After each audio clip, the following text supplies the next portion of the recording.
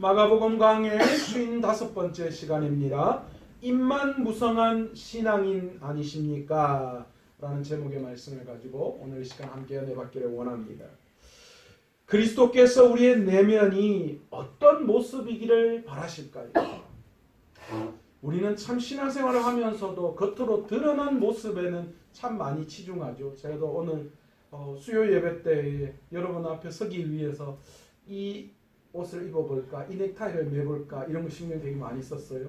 머리를 이렇게 넘길까, 반대로 넘길까, 어떻게 하면 성도님들이 참 잘 저에 대해서 좋은 이미지를 가질까, 이런 것들 참 신경을 많이 씁니다. 그런데 우리가 외적인 것들에 대해서는 이렇게 신경을 많이 쓰는데 우리 하나님께서 원하시는 우리 내면은 어떨까라는 거예요. 우리는 우리의 내면이 어떨기를 하나님이 바라고 계시는 걸까요? 예수께서는 가이사랴 빌립보에서 예루살렘까지의 길 위에서 제자들에게 제자도에 대한 이야기를 하셨어요. 그래도 최소한 예수를 따르는 제자들이라면 너희가 이런 정도는 되어야 한다는 것을 말씀하셨어요. 이제 예수님께서 본격적으로 자신의 사역, 십자가를 지시기 위해서 제자들에게 그렇게 내가 이제 곧 십자가에 달려 죽을 것이다 말씀하신 대로 그 일을 이루시기 위해서 예루살렘으로 들어오셨습니다. 그런데 여러분, 예수님께서 예루살렘에 입성하신 것은 제자들과 무리들이 생각하는 것과 전혀 다른 이유에서였다라는 것을 말씀드렸습니다. 예수님의 목적은 무엇입니까? 예수님의 목적은 세상을 섬기고 구원하시기 위해서였습니다. 예수님의 예루살렘 입성은 무너진 다윗 왕조를 재건하기 위해서, 그래서 위대한 구원의 놀라운 주로 이 땅에 오셨고 예루살렘에 입성하셨죠. 그런데 예수님의 제자들과 무리들은 예수님이 예루살렘에 입성하는 것을 보고 이제 로마의 압제는 끝났구나, 자신들을 로마의 정치적 속박에서 해방시켜줄 바로 그런 구원의 주로 생각했던 거예요. 그러니까 제자들과 무리들은 같은 구원의 주지만 정치적인 로마의 속박에서 벗어나는 구원의 주로, 그러나 주님은 이 우주, 이 세상 우주 만물 그 모든 것들을 완전히 구원시켜 주시기 위한 그 구원의 계획을 위해서 예루살렘에 입성하셨다라는 겁니다. 예수님께서는 예루살렘에 입성하실 때에 그 제자들과 무리들이 환호하는 그 모습을 보시고 좋기만 하시지는 않았을 거예요. 마음속에 씁쓸한 생각이 안 드셨겠어요? 그들이 무엇 때문에 이렇게 환호하고 있는지를 예수님은 다 아셨기 때문이죠. 예수님께서 예루살렘에 입성하셔서 성전을 둘러보셨습니다. 그리고 제자들을 데리고 베다니로 가셨습니다. 아마 저녁 때쯤 이렇게 오후가 된 것 같아요. 그래서 어떤 특별한 것을 하실 수가 없는 상황이었어요. 그냥 성전이 어떤가라는 걸 예수님이 한 바퀴 둘러보셨는데 그 마음이 굉장히 무거우셨어요. 해가 지매 다시 그 무리들과 함께 베다니로 가시고 12절에 보시면 이튿날이라고 해가 날이 바뀌는 것을 이야기하면서 새로운 사건 하나를 우리에게 소개합니다. 예루살렘 입성과 성전 정화라는 사건 사이에 일어난 일인데, 그런데 사실 이 중간에 무화과 나무를 저주하는 그 사건이 등장하고 있죠. 예루살렘에 입성하고 그 다음 날 베다니에서 나왔을 때 성경은 예수님이 시장했다 그렇게 말씀하십니다. 예수님이 완전한 인성을 가지고 계셨다라는 증거들이 이제 이런 것부터 이런 부분에서 계속 드러나고 있어요. 예수님이 배고프셨다, 그건 다른 말로 예수님이 완전한 인성을 가지고 계신 분이셨다라는 걸 우리에게 보여주고 있습니다. 그래서 멀리서 잎사귀가 무성한 무화과 나무를 보셨어요? 옳거니 저기에 가면 무화과 열매를 얻을 수 있겠구나. 예수님이 그렇게 생각하셨어요? 아주 무화과 잎이 무성하니까 그래도 열매가 있지 않겠나. 그래서 그 앞에 가 보셨는데, 그런데 어떤 일이 일어났습니까? 잎사귀만 무성하고 열매를 얻을 수가 없었던 거예요. 그런데 그 다음 장면이 더 놀랍습니다. 예수님께서는 그 잎만 무성하고 열매를 맺지 않은 무화과를 저주하시며 이렇게 선포하셨습니다. 이제부터 영원토록 사람이 내게서 열매를 따먹지 못하겠느니라. 열매를 따먹지 못하리라. 이건 엄청난 저주예요. 앞으로 너는 무화과의 기능을 하지 못한다라는 거예요. 열매 없는 무화과를 저주하신 것이니까 사실은 별로 문제가 되지 않을 것 같아요. 무화과 나무는 당연히 무화과가 열려야 하잖아요. 안 열리면 그 문제가 있는 거잖아요. 그런데 성경에는 갑자기 이 모든 사건을 이해할 수 없도록 만드는 한마디를 덧붙이고 있습니다. 그게 무슨 말입니까? 그런데 그때가 무화과의 철이 아니었다. 무화과 열매가 맺을 철이 아니었다. 그렇게 말씀하고 있어요. 아니 이해가 안 갑니다. 무화과 나무에서 무화과가 열리지 않을 때인데 무화과 나무에서 무화과가 열리지 않은 그 상황을 보시고 예수님이 그 나무를 저주하고 계시다라는 거예요. 이건 어쩌면 예수님의 성품에 치명적인 그런 오점을 남길 수 있는 부분이에요.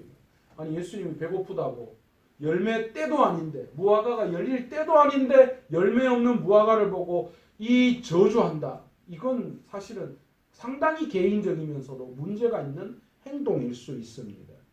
그런데 여러분, 예수님의 이 행동을 이해하기 위해서는 우리가 당시 이스라엘의 기후와 농사에 대한 그런 문화적인 이해가 반드시 필요합니다.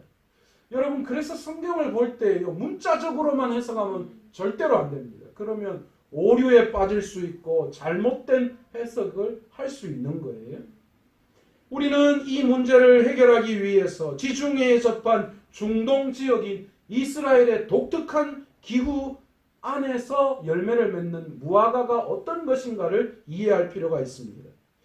여러분, 이 중동 땅의 무화과 나무는요, 6월절이 있는 4월부터 시작해서 초막절이 있는 10월까지 모두 5번의 열매를 맺는다라고 합니다. 이스라엘의 기후는 4월부터 10월까지 이 시기가 건기예요. 그러니까 여름에 해당하고 그 나머지 기간이 우기, 그러니까 겨울에 해당하는 거예요. 뭐 겨울이라고 해서 우리처럼 이렇게 눈 내리고 추운 건 아니지만 이렇게 기후를 나눈다고 합니다. 그러니까 6개월의 이 우기 동안 앙상한 가지로 겨울을 보낸 무화과 나무는 6월절이 시작되는 이 4월이 다가오면서 조그만한 잎사귀와 함께 첫 열매인 무화과를 맺기 시작한다라는 거예요. 그리고 긴 여름 동안 무화과 열매가 계속해서 5번 열리게 된다라고 합니다. 그런데 이 첫 열매인 무화과와 이후의 열매인 무화과를 가리키는 히브리어가 달라요. 예전에 제가 이걸 한번 말씀드린 적이 있는데요. 6월절 즈음에, 그러니까 정식으로 무화과가 왕성히 나올 그때가 아닌 무화과 나무에서 첫 번째 열매를 맺는 이 무화과 열매를 히브리어로 파게라고 이야기합니다. 그리고 이후에 본격적인 무화과의 시기가 되어서 아주 실한 열매가 나오는 그 무화과 열매를 히브리어로 테나라고 그렇게 이야기한다 말씀드렸습니다. 히브리어에서는 첫 열매인 무화과와 이후의 열매인 무화과의 단어를 다르게 사용하고 있는데 헬라어나 영어나 우리나라 말에서는 전부 다 무화과로 처리해 버리는 거죠. 그러니까 이게 좀 이해가 안 되는 거예요. 그러니까 다시 오늘 본문의 말씀을 히브리어를 기초로 해서 해석을 하면 이렇게 다시 볼 수 있습니다. 이튿날 예수께서 베다니에서 나왔을 때에 시장하셨습니다. 멀리서 잎사귀 있는 무화과 나무를 보시고 혹 그 나무에 열매, 무슨 열매요? 파게가 있을까 하여 가보셨더니만, 그러니까 첫 열매죠. 무화과가 처음 열리는, 무화과가 절정으로 열리는 시기는 아니지만 그래도 무화과 열매가 나타날 그 시기에 파게가 있을까 하여 가보셨더니 가서 보신즉 잎사귀 외에는 아무것도 없었더라. 예수께서 파게를 찾은 것은 때가 6월절 즈음이라 아직 본격적인 무화과 열매의 태나가 나오지 않을 때였더라. 6월절 즈음에 잎사귀와 동시에 맺혀야 할 파게를 맺지 못하고 잎만 무성한 무화과 나무를 보시고 예수님은 저주하셨습니다. 이제부터 영원토록 사람이 내게서 열매를 따 먹지 못하리라. 이제 이해가 좀 되시죠? 우리말 속담에 될성 부른 나무는 떡잎부터 안다 그런 말이 있잖아요. 6월절 즈음에 잎사귀와 함께 무화과 열매를 맺어야 할 그 무화과 나무가 열매를 맺지 못한다면 무화과 때가 되어서 그때에도 이 나무는 열매를 맺지 못하게 되는 것입니다. 그렇다면 예수님께서 이 무화과 나무에 저주를 하신 이야기는 풀렸는데, 그렇다면 오늘 이 무화과 나무의 비유를 통하여 예수님께서 제자들에게 하시고 싶은 이야기가 무엇이었을까요? 열매 맺지 못한 무화과는 분명 예수님께서 제자들에게 무엇인가 가르치시기 위해서 사용하신 시청각 자료였습니다. 예수님께서는 잎만 무성하고 열매를 맺지 못하는 예루살렘의 영적 상태를 상징적으로 그 무화과 나무를 통하여 보여주신 것입니다. 정리하면 다음과 같습니다. 예수님께서 예루살렘에 입성하셔서 성전을 그 전날 둘러보셨습니다. 그런데 하나님께 예배를 드리고 기도해야 할 초소가 무슨 초소가 되어버렸어요? 장사의 터전, 강도의 소굴이 되어버린 것을 예수님이 보셨습니다. 성전의 기능이 무엇입니까? 이스라엘 백성들이 성전에 나와서 그 구별된 장소에서 성결하고 고결하게 하나님 앞에 제사를 드리고 기도하고 하나님을 만나는 곳이 성전이었습니다. 그런데 그곳이 전혀 그렇게 되지 않았다는 것이죠. 그런데 놀라운 것은 성전의 기능에는 전혀 문제가 없었어요. 제사를 드리고 하나님 앞에 예배하는 그 부분의 기능적인, 외형적인 것들, 형식적인 것에는 전혀 문제가 없었지만, 그러나 그 속에 깃들어야 할 내면의 중심이 완전히 바뀌어져 버렸다라는 거예요. 로마 신상이 그려져 있는 돈으로 하나님의 거룩한 성전에 그 돈을, 로마의 이 신이 그려져 있는 그 돈을 드릴 수 없었기에 당연히 성전에서 쓰는 돈으로 바꾸는 거 사실 그 별로 문제가 되지 않았어요. 멀리서 재물을 가지고 오면 오는 도중에 마르고 비틀고 상처 입을 수 있기 때문에 그곳에서 좋은 순결하고 좋은 완전한 재물을 사서 하나님 앞에 드리는 거 사실 그 별로 문제가 되지 않았어요. 그러나 뭐가 문제가 됐습니까? 이런 것들을 빌미로 해서 자신의 배를 부리려고 하는 그런 장사꾼들, 그런 대제사장들과 종교 지도자들, 그것으로 이익을 얻으려고 하는 그들의 문제였다는 거예요. 그래서 성전의 기능이 여전히 살아있음에도 그들은 그것을 장사하는 터전으로, 그래서 성전의 기능을 완전히 바꾸어 넣어버렸다라는 것이죠. 여전히 기능적인 제사는 드리고 있지만 그 제사의 중심되는 그 모든 마음들은 완전히 다 빼앗겨져 버려서 돈을 어떻게 하면 더 많이 벌까, 그것에 혈안이 되어버렸다라는 거예요. 그래서 예수님께서 성전에 가셔서 성전 정화를 하신 것이죠. 여러분, 우리의 신앙은 어떻습니까? 여러분, 우리가 성경을 보면서 바리새인과 종교 지도자들을 욕해요.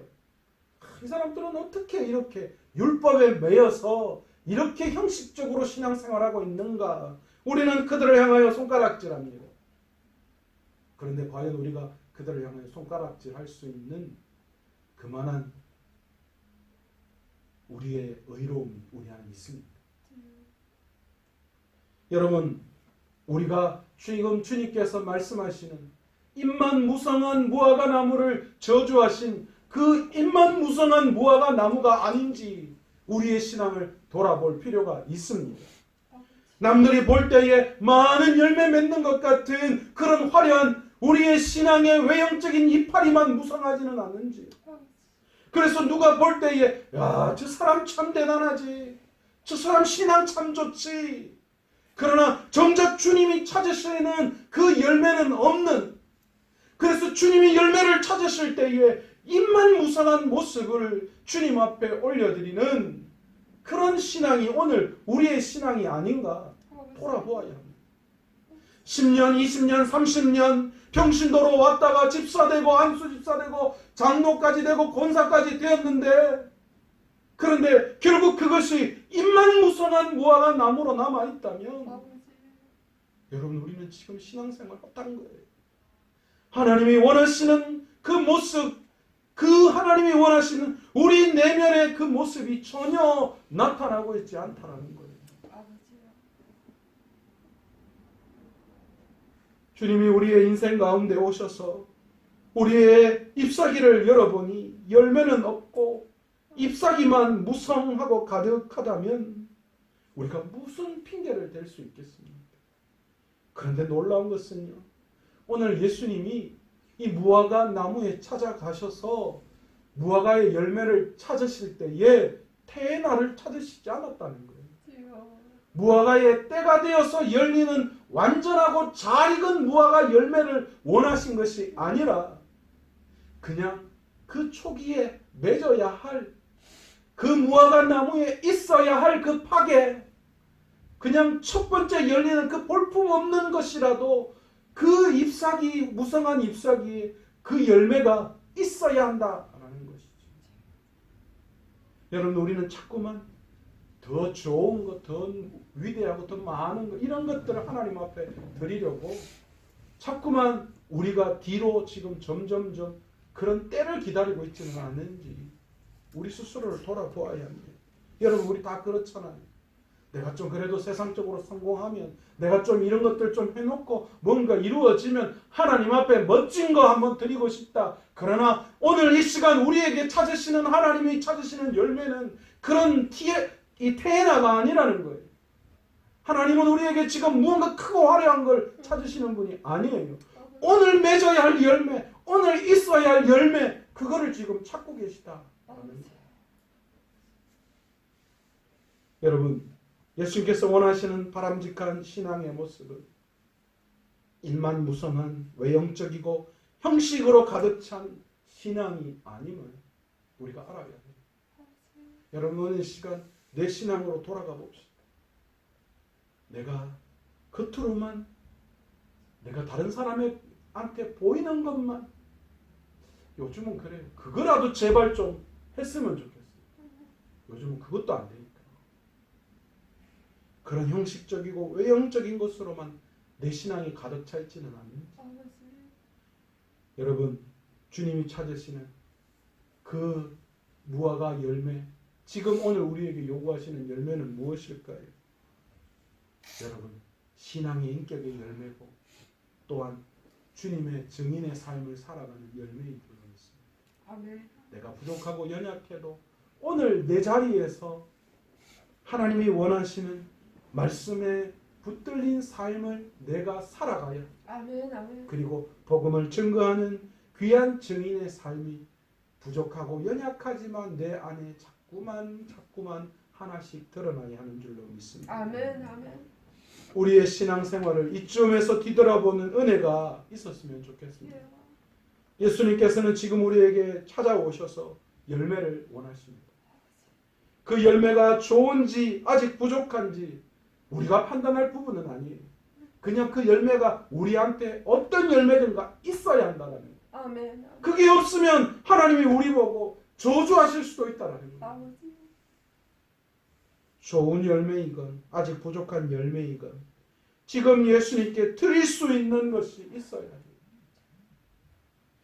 예수님께서 본문에 나오는 무화과나무에서 원하시는 열매는 결코 좋은 열매가 아니었다라는 것을 오늘 이 시간 다시 한번 바라보면서 오늘 우리에게 원하시는 열매가 무엇인지, 주님이 오늘 우리의 삶을 통하여 원하시는 열매가 무엇인지를 돌아보며 믿음으로 기도하며 나아갈 수 있는 믿음으로 헌신하며 나아갈 수 있는, 그래서 말씀에 속해 있는 그 말씀대로 살아가는 귀한 열매, 복음의 열매를 오늘도 우리의 삶을 통하여 맺을 수 있는 저와 여러분 되시기를 간절히 축원합니다. 아멘, 아멘. 여러분, 마지막 때가 되면 세상 사람들이 돈을 사랑하고 교만하고 비방하고 부모를 거역하고 감사하지 아니하고 거룩하지 아니한다, 그렇게 디모데후서에서 말씀하고 있어요. 오늘 이 시대 같아요. 그런데 여러분, 이 시대에 하나님이 원하시는 게 무엇입니까? 경건의 모양은 있으나 경건의 능력이 부족한 신앙이 아니라, 경건한 모양도 있어야 합니다. 중요합니다. 그러나 더 중요한 것이 있다면 그 경건의 모양에 합당한 경건의 능력이 내 삶 안에 반드시 나타나야 하고 그 열매가 반드시 나에게 있어야 함을 깨달을 수 있는 저와 여러분 되시기를 간절히 축원합니다. 아멘, 아멘. 여러분, 부단히 싸워야 해요. 불쑥불쑥 내 안에 치고 나오는, 내 안에 나도 어떡할 수 없는 것들 가만히 두면 안 됩니다. 그것을 쳐 죽이지 않으면, 나를 십자가에 매달지 않으면 불가능합니다. 그러기에 오늘 이 시간 다시 한번 우리의 삶을 돌아보며 주님이 원하시는 신앙의 열매 맺는 귀한 삶을 살아갈 수 있는 저와 여러분 되시기를 간절히 축원합니다. 오늘 이 시간 말씀을 생각하시면서 기도하실 때, 주님, 그렇습니다. 내가 바리새인이었고 내가 외식하는 자였음을 고백합니다. 주님, 무화과 나무에 잎만 무성한 것처럼 예수님이 예루살렘 이 성전을 바라보면서 외형적이고 또 여러 가지 형식주의에 빠져있는 그들의 신앙을 지적하신 것처럼, 오늘 이 시간 우리 신앙이 혹시 무화과 나무에 잎만 무성한 그런 무화과 나무로 남아있지 않는지 돌아보게 하여 주옵시고, 철저하게 우리의 그 마음이 있다면 그 마음을 십자가에 복종시키게 하시고, 반드시 싸워서 오늘 이 시간 주님이 찾으시는 열매, 오늘 이 시간 내가 맺어야 할 열매를 반드시 맺을 수 있는 우리의 신앙 될 수 있도록 해달라고 주여 한번 간절히 부르짖으며 기도합니다. 주여, 아버지